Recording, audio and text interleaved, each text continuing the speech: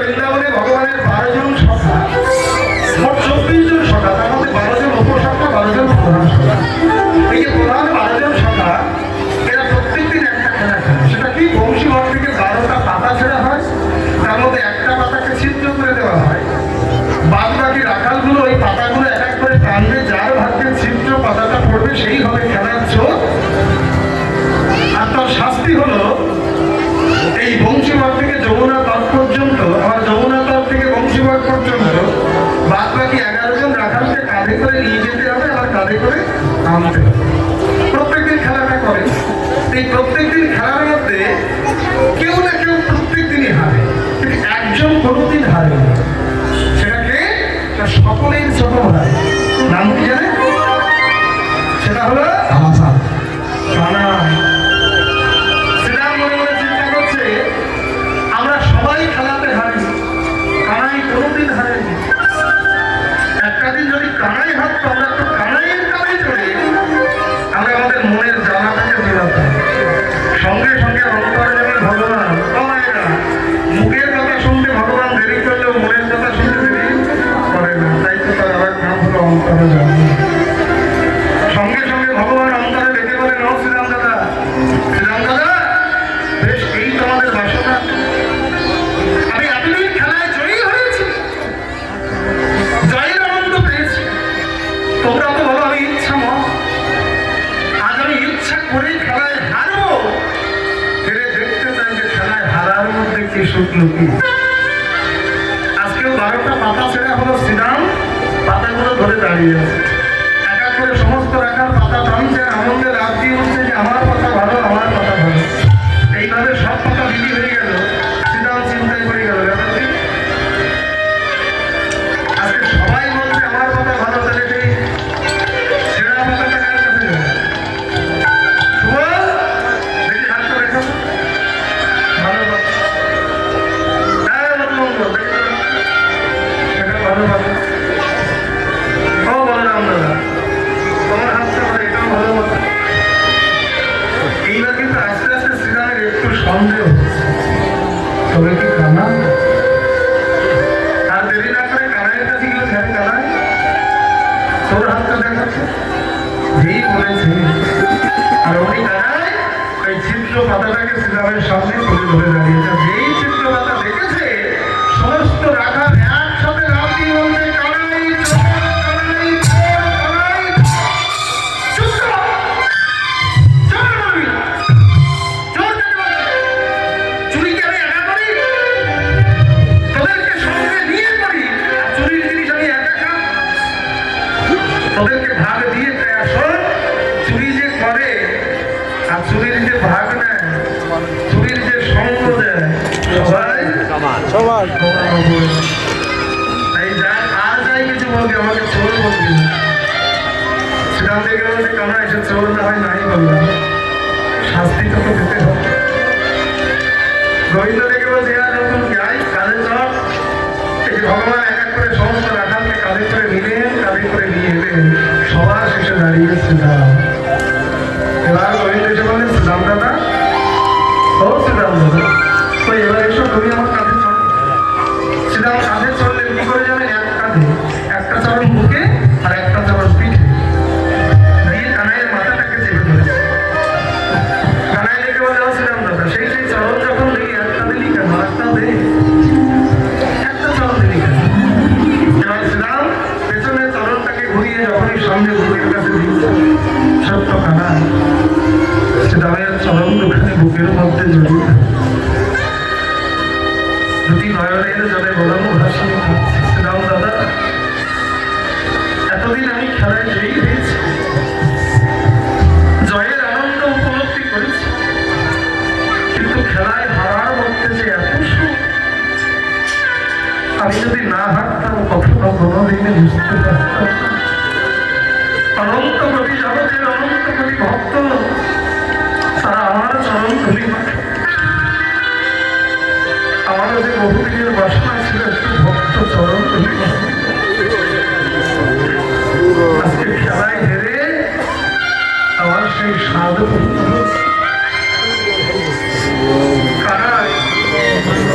শ্রীরামকে জড়িয়ে ধরে একটু দ্রুত গতিতে দৌড়াচ্ছে।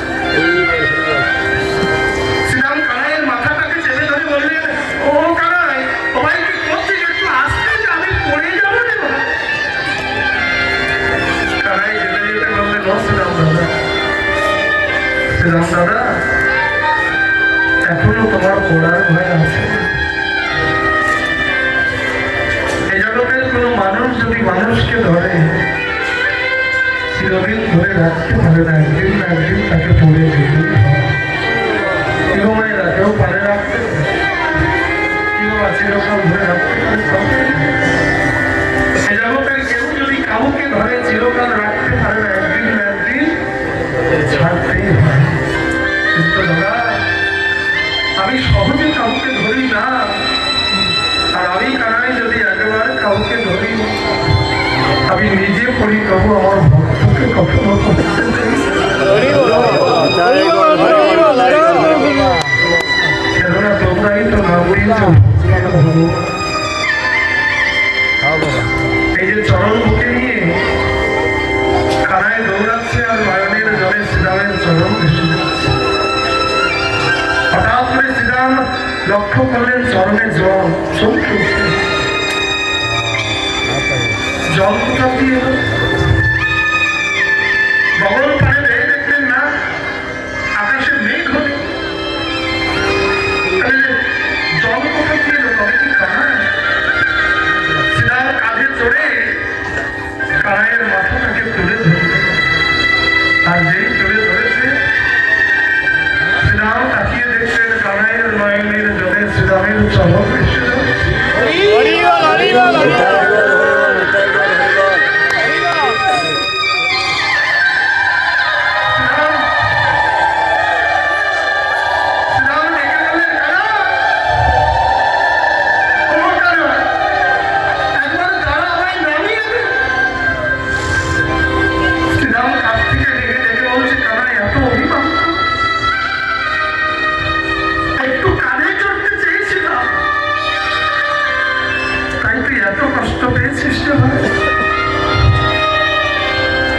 আমাকে কাঁধে নিয়ে তো এত কষ্ট হচ্ছে যে তুই কেঁদেই ফেলেছিস। গোবিন্দ রেখে বলে বলছিলাম, এ জগতে সব অশ্রু কষ্ট যন্ত্রণার ব্যথার নয়। মানুষ দুটি কারণে কাঁদে, একটা দুঃখ পেলে, আর একটা অতিরিক্ত সুখ অনুভূত হতে। আমার যে নয়নের জল, সেটা কষ্টের নয়। তোমার মতো ভক্ত চরণ বুকে পেয়ে যে সুখ, আমি খেলায় না হারলে হয়তো কোনোদিন বুঝতেই পারতাম না। শ্রীরাম দেখে বললেন, কানা, এত ভালোবাসিস তুই আমাকে, আর এতই যদি ভালোবাসবি, একটা জিনিস চাইলো দিবি আমাকে। গোবিন্দ দেখে বললেন, শ্রীরাম দাদা, তুমি চাইছো আর দেব না? এবার একটা সাউন্ডটা কমা। তুমি চাইছো আর আমি দেব না? বলো কি চাই তোমার? কানা, ঘর জল ঐশ্বর্য নয়, শুধু এইটুকু কথা। আমি জানি না আর কত জন্মে কোন ফুলে আমার জন্ম হবে। আমি জানি না আর কত জন্মে কোন কুলে জন্ম হবে। কি পতঙ্গ পশু যে কুলেই জন্ম হোক না কেন, শুধু এইটুকু কথাতে আমার যেন তোর সঙ্গ ছাড়া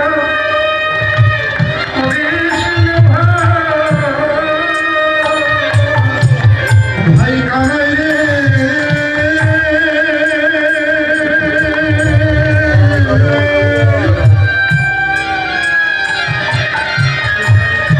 কানাই তোর সঙ্গ ছাড়া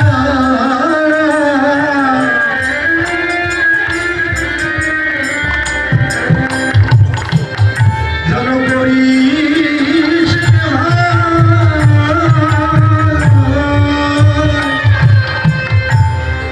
ও ভাই কানাই রে।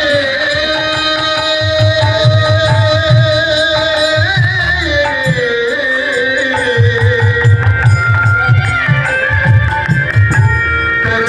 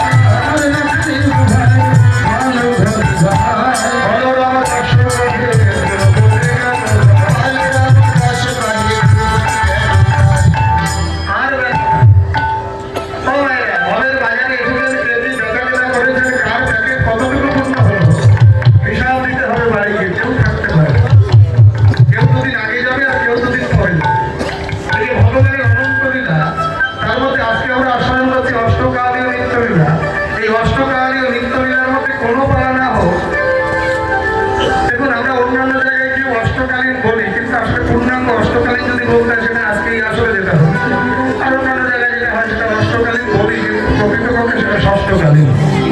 যাই হোক, এই যে লীলা কীর্তনটা আমরা আস্বাদন করছি, এর মধ্যে কোনো পালা না হোক, দুটি পালা প্রত্যেকটি মানুষের ভাগ্যে পড়ে বা করতে হয়। সেটা কি? একটা আষাঢ় পালা, একটা আছে বিয়ের পালা। বিয়ে করতেই হবে। একটা আষাঢ় পালা, একটা বিয়ের পালা, একটা আষাঢ় পালা, একটা যাওয়ার পালা। হবে বাজারে এসেছেন, কে কি বেচা কেনা করেছেন, কার প্যাকেট কতটুকু পূর্ণ হলো, হিসাব